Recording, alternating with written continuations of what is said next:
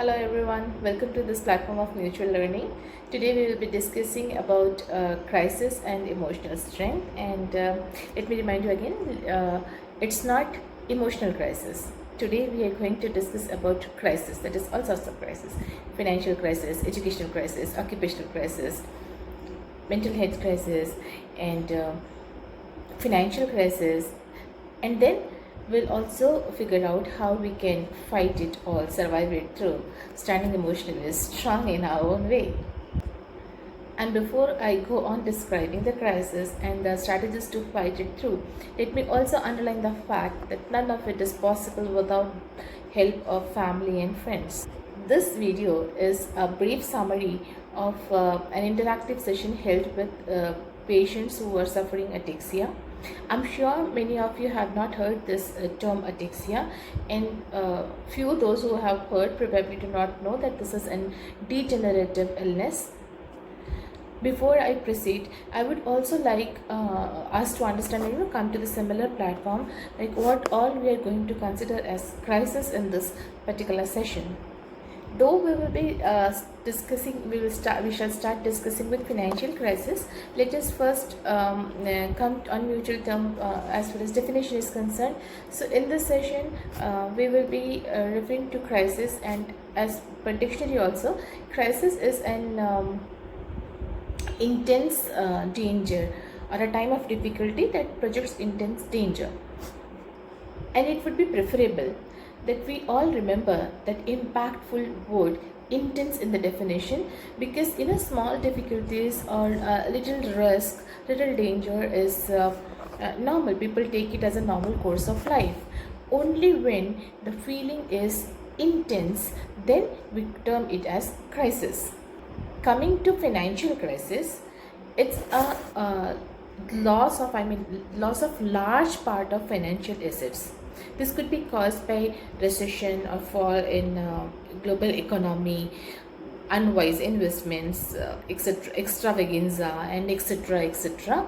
What is optimistic angle here is, if a person is willing to work hard and if fate favors the top of it, it is easy. It is not easy maybe, but it is possible to accumulate all that a person has lost in the bargain. So we understand that financial crisis is reversible. Similarly, when we talk of educational or occupational crisis, it's basically the loss of opportunity or the dearth of opportunity in the field of education or employment.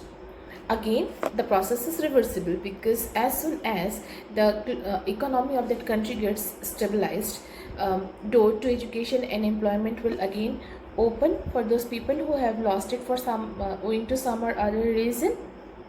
Hence, we see that the element of optimism is applicable here as well. Whereas emotional crisis is a need to be heard, that the feeling of emptiness, that it creates havoc inside an individual. The whole self gets so disturbed, it creates imbalance within the individual when somebody is going through emotional crisis. Unlike physical crisis, which robs you of your physical comfort, emotional crisis can disrupt your normal behavior. In physical crisis, most of the time it's restricted physical movement owing to the reason, maybe it could be caused by some accident or some injury. Sometimes it leads to handicap, sometimes it happens by accident, sometimes it's congenital also.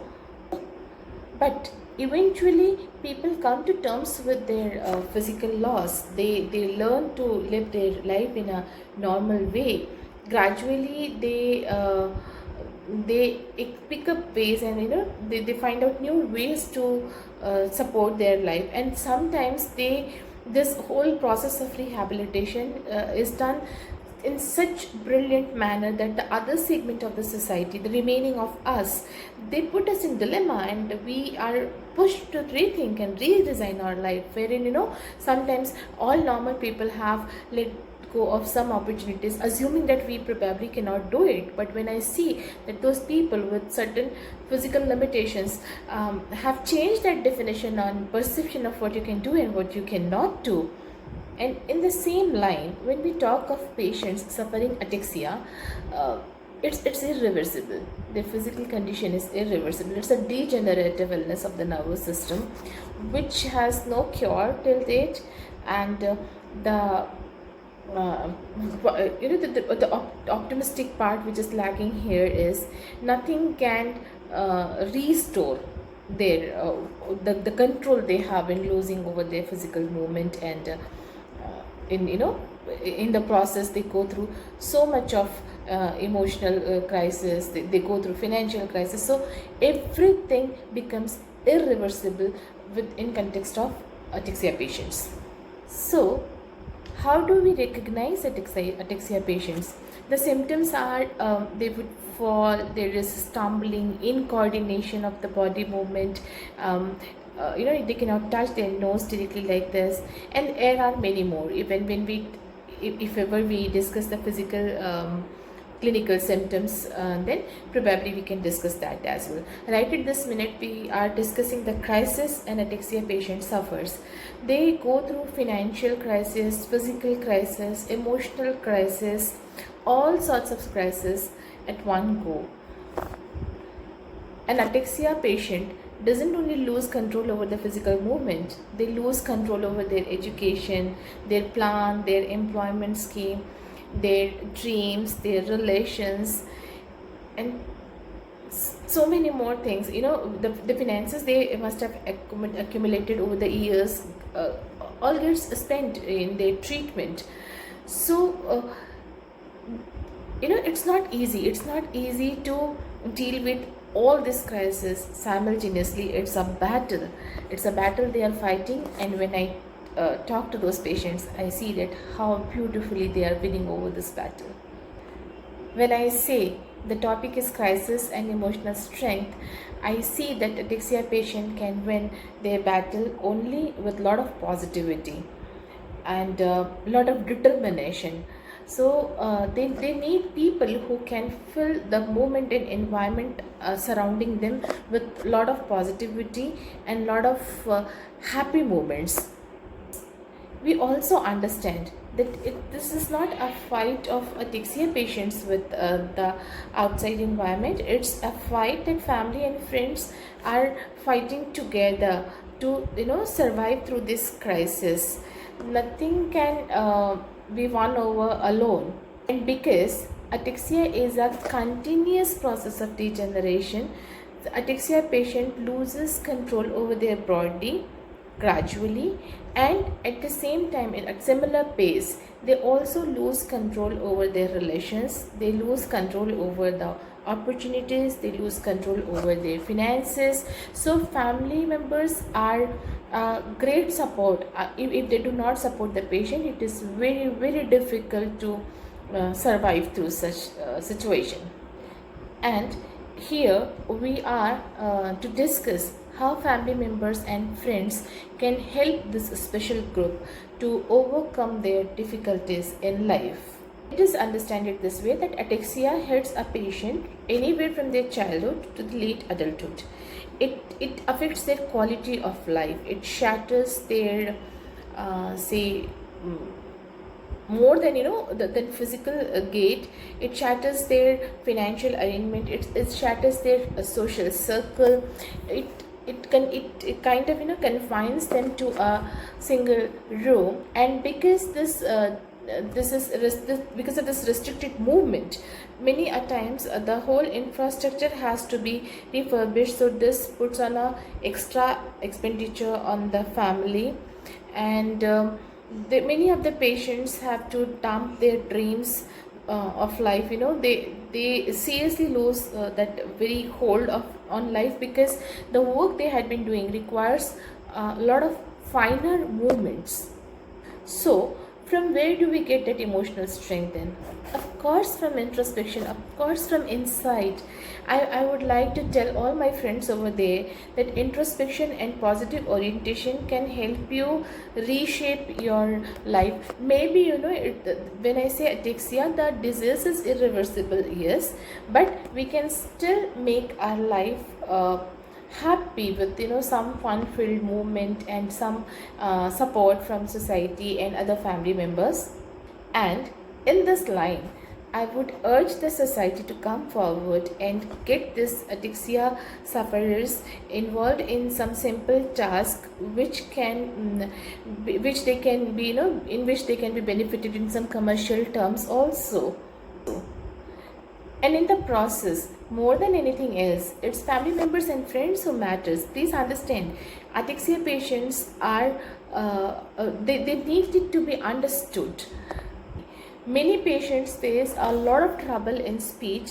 Eventually, all the patients might suffer that. So the family members are requested to sit along with them and design a customized sign language wherein very few body movements or gestures are required so that they can communicate their feeling to others.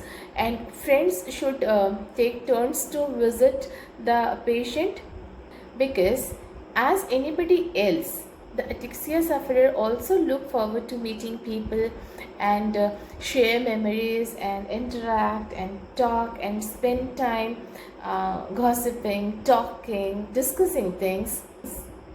They also look forward to laugh. Sometimes they cry in pain, but most importantly, they spend a major share of their life in fear. They afraid their loss of future, that the losses they would encounter in future, because they know that this disease, this illness is not going to stop. And they also know that till this time there is no medication available. So to the society members and the family members who are associated with ataxia sufferer, it is advisable that you keep involving them, involve them in all the activities that they can perform.